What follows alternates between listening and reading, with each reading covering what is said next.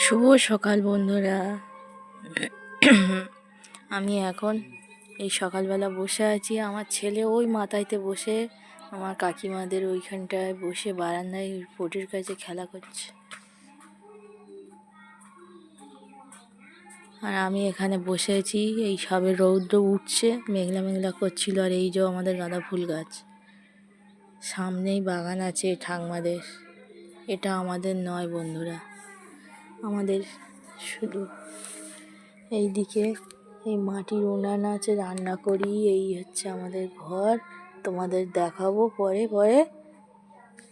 কোনো আমি ভিডিও